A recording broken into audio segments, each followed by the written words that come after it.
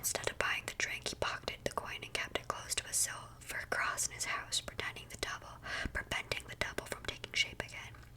He promised to let the devil go as long as he would leave Jack alone for a year, and that if Jack died, the devil wouldn't claim his soul.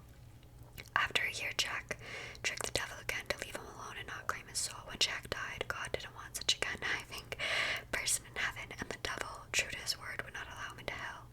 Jack was sent off into the night with only a burning coal to light his path.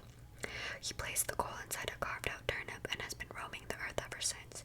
People in Ireland and Scotland began creating their own creations of Jack's lantern out of turnips, beets, and potatoes. The tradition traveled to the United States among the immigrants, and people began to use pumpkins native to North America for the lanterns instead. I did know this because when I was in 9th grade in my home economics class, we had to do a report on a vegetable, and I did a rutabaga. And a rutabaga is a turnip, so I already knew this. But I did know the legend, I just knew that they used turnips instead of pumpkins. Anyway, number 2, candy corn was originally called chicken feed. Though many would argue that candy corn tastes like chicken feed, that's not how it got its name originally. Created in the 1880s by George Renninger, it was sold to the masses by Golitz Confectionery Company, now Jelly Belly Co. At the turn of the century, because corn is what was used to feed chickens, the creation was called chicken feed, and the box was marked with a colorful rooster. Number three. Having children dress up in costumes and go door to door like little beggars demanding treats is kind of weird. Like several other Halloween activities, the tradition can be traced back to the Middle Ages and rituals of Samhain. It was believed that phantoms walked the earth on the night of Samhain, so people would dress up in costumes in an effort to repel the spirits. Oh, I lost my place. I'm so sorry. As the Catholic Church started supplanting pagan festivals with their own holidays, like All Souls Day, the act of souling became popular, and poor children and adults would go door to door dressed as spirits, accepting food in exchange for prayers. Number four. The most lit jack-o'-lanterns on display at one time was 30,581. Number 5, the Day of the Dead, or Dia de los Muertos. I'm not good at Spanish, I'm really sorry. I'm sure that it's Lo Muerto or something like that, as Saint even pronounced. Takes place on October 31st through November 2nd in Mexico and a few other Hispanic countries, Latinx. I'm not sure. November 1st honors children that died, and family members decorate graves with baby's breath and white orchids. On November 2nd, families honor adults who have died and place orange marigolds on grave sites. The original Aztec celebration actually lasted a month long, but when Spanish conquistadors came over to Mexico in the 16th century, they merged the festivals with the Catholic All Saints' Day. Today's celebration is a mix of both Aztec rituals of skulls, altars to the dead, and food with Catholic masses and prayers. Ugh, my neck is so itchy. I need to put something on it. I've been moisturizing it. I'm I know you guys don't care, but it's just acting up right now, and I'm really sorry. Just don't look at it. And I'm wearing red, and I have red eyeshadow on. It's suspicious, I know. Number 6. According to History.com, the Halloween we know today can trace its roots back to the ancient Celtic end-of-harvest festival of Samhain. It's Samhain, so I don't know. During Samhain, people would light bonfires and wear costumes to ward off evil spirits. In the 8th century, in an effort to spread Christianity, Pope George III decreed November 1st as All Saints' Day and incorporated some of the rituals of Samhain. All Saints' Day was also called All Hallows, and the night before, when the traditional Samhain festival used to take place in Celtic religions, was called All Hallows Eve. Number 7. Some Halloween rituals used to involve finding a husband. During the 18th centuries, ladies would follow Halloween traditions that would help them find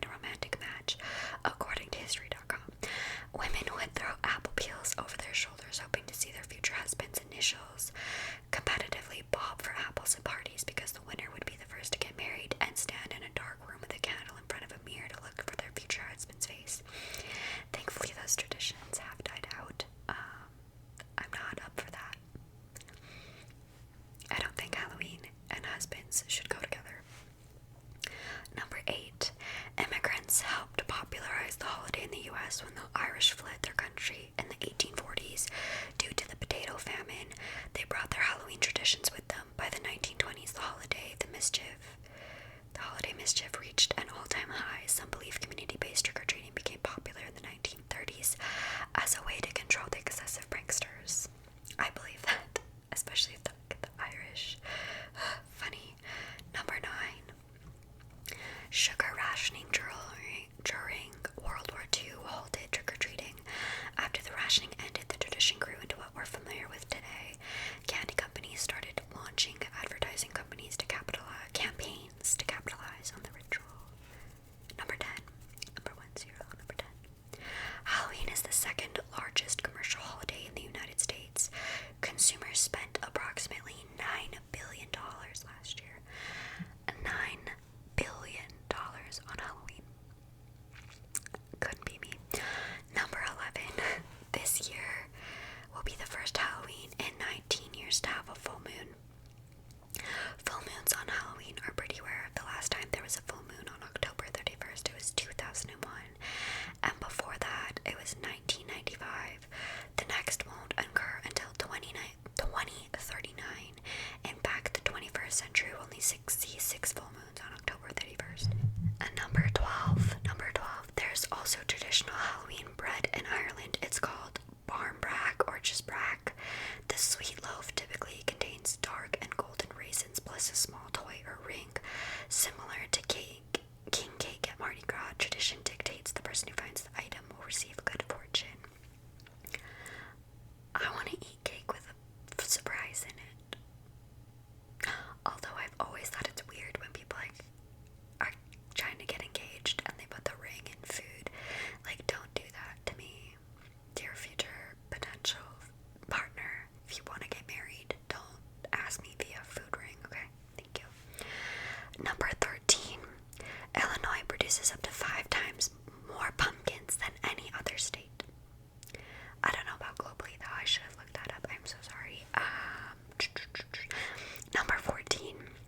The song Monster Mash was number 1 on the Billboard Hot 10 in 1962. Number 15. The fastest pumpkin carving lasted 16.47 seconds by Stephen Clark. The jack-o'-lantern had a complete face with eyes, a nose, a mouth, and ears. Not sure why it needed ears because jack-o'-lanterns traditionally don't need ears, but who am I to judge? He carved a pumpkin in 16 seconds basically, so.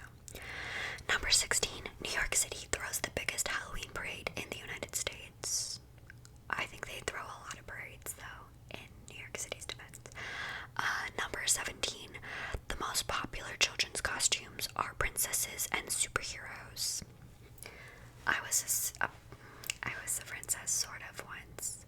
Never a superhero. Couldn't be me. Number 18. Skittles are the top Halloween candy. The bite-sized candies outranked M&M's, Snickers, and Reese Cups according to 11 years of sales data from CandyStore.com. And even though candy corn also made the top 10, the tricolor treats also ranked among the worst Halloween candies according to a different survey from CandyStore.com. Interesting. Number 19. A Canadian city banned teens over 16 from trick-or-treating. According to CBC, anyone over the age of 16 caught trick-or-treating or even just wearing a mask in Bathurst, New Brunswick faces up to a $200 fine. The city also has a curfew for everyone else, so even those under 16 aren't allowed out after 8 p.m. on Halloween. Now, I think a curfew is a really good idea because it's kind of after about 8, nobody wants to be waiting around at their door for children to knock. You know what I'm saying? Anyway, number 20. Harry Houdini died on Halloween in 1926. The famous magician, illusionist, and entertainer died from peritonitis caused by a ruptured appendix, but multiple contracting reports caused the mystery around his death. Number 21. Some shelters used to suspend black cat adoptions for Halloween. They feared that the animals were in danger of satanic cults in the days leading up to Halloween. Nowadays, some shelters promote black cat adoptions in October and use interviews to weed out anyone with the wrong intentions. See, I would have never even thought about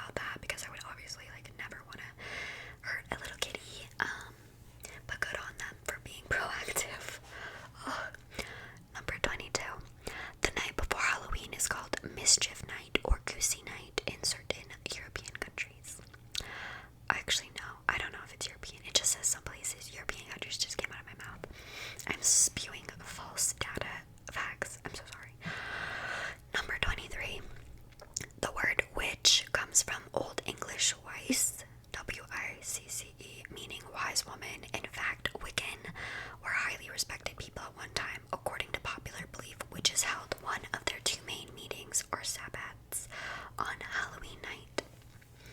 I don't know if that's popular. I think that's just a fact that they do that, okay? I'm gonna pretend like it's true. Continuing on to number 24. Samhanophobia is the fear of Halloween. Number 25. 50% of kids prefer to receive chocolate candy on Halloween, compared with the 24% who prefer non-chocolate candy and 10% who preferred gum. Number 26. The owl is a popular Halloween image. In medieval Europe, owls were thought to be witches, and to hear an owl's call meant someone was about to die. The Guinness... Oh, number 27. Sorry, I jumped the gun. I stopped counting. My apologies. Number 27. The Guinness World Record of heaviest pumpkin is held by Matthias Williamson from Belgium. I butchered his last name. I'm so sorry. But his pumpkin weighed 2,624.6 pounds. It's a 2.6 thousand pound pumpkin. I don't even want to know how big this pumpkin is. Like, it's probably taller than I am. Number 28. Souling is a medieval Christian precursor to modern day trick-or-treating.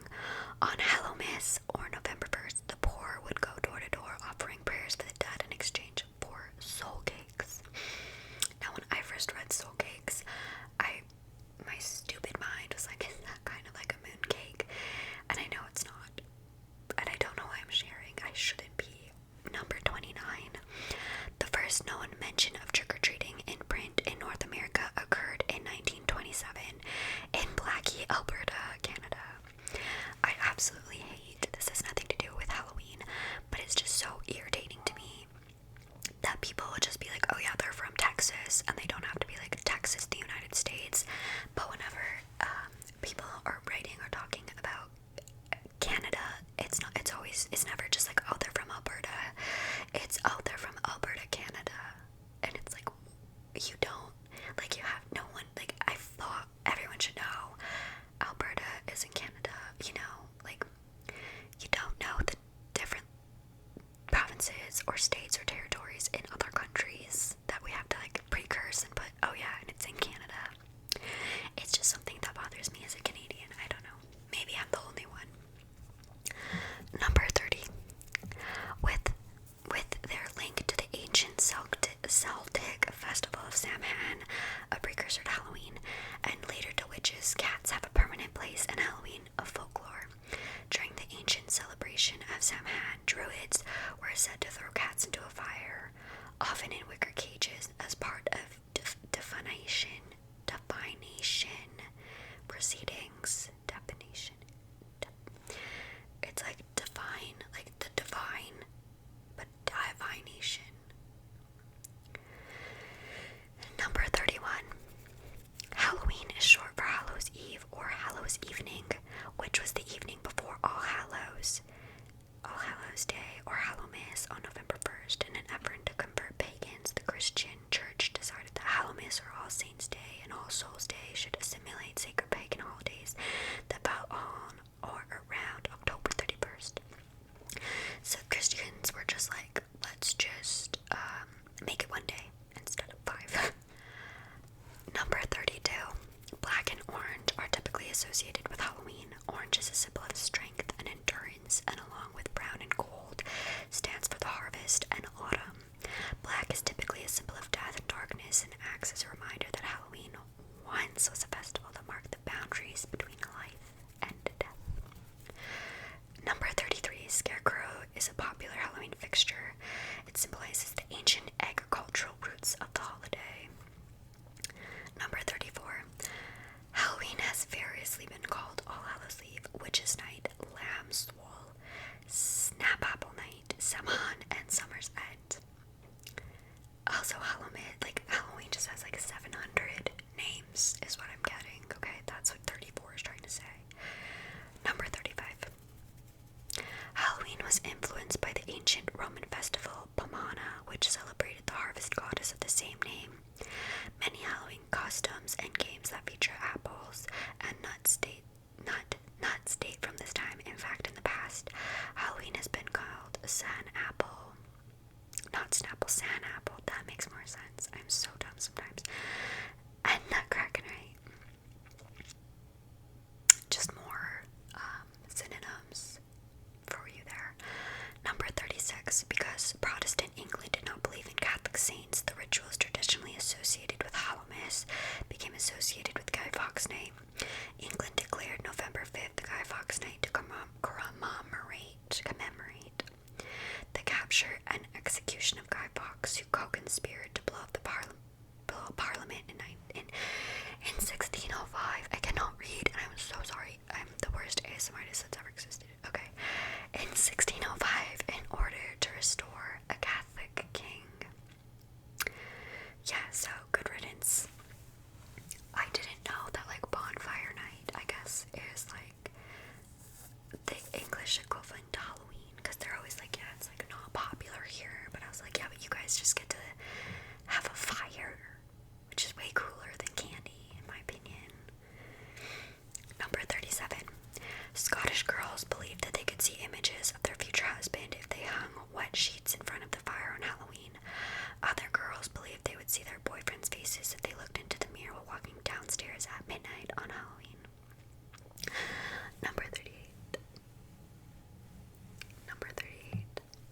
According to tradition, if a person wears his or her clothes inside out and then walks backwards on Halloween, he or she will see a witch at midnight.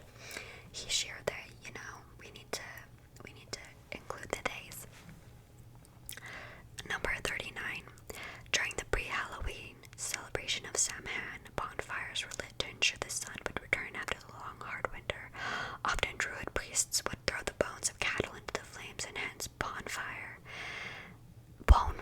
became bonfire.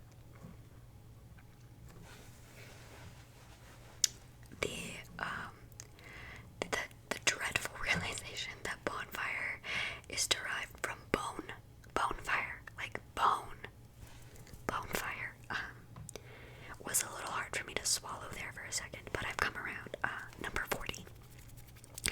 In 1970, a 5-year-old boy, Kevin Toston, allegedly ate Halloween candy laced with heroin. Investigators later discovered the heroin belonged to the boy's uncle and was not intended for a Halloween candy. So I'm assuming that this young boy is the reason that all of our parents had to check our candy before we could eat it. Like, imagine misplacing your heroin with the kids' Halloween candy. Like, I'm just not really sure how that happens. Accidents happen, okay, I guess. I shouldn't be so harsh. It was the 70s. Number 41. In 1974, 8-year-old Timothy O'Brien died of cyanide poisoning after eating Halloween candy. Okay, we have another one. Investigators later learned that his father had taken out a $20,000 life insurance policy on each of his children, and that he had poisoned his own son and also attempted to poison his father. Okay, so what I'm getting from this is people have been poisoning the children's candy and then blaming it on strangers. I have questions. We're gonna carry on because they're kind of scaring me. Number 42. I cannot say this. I'm gonna spell it because I'm gonna butcher it and I'm gonna feel bad. So TENGCHIEH. There's a space between TENG and then the CH, okay? Or the Lantern Festival is one Halloween festival in China. Lanterns shaped like dragons and other animals are hung around houses and streets to help guide the spirits back to their earthly homes. To honor their deceased loved ones, family members leave food and water by the portraits of their ancestors. See, I don't know how to pronounce anything Chinese. And I don't know if it's Mandarin, if it's some other dialect. I don't know. I'm gonna stop talking about it. We're gonna go to 43. The longest haunted house in the world is Factory of Terror, located in Campton, Ohio. Typically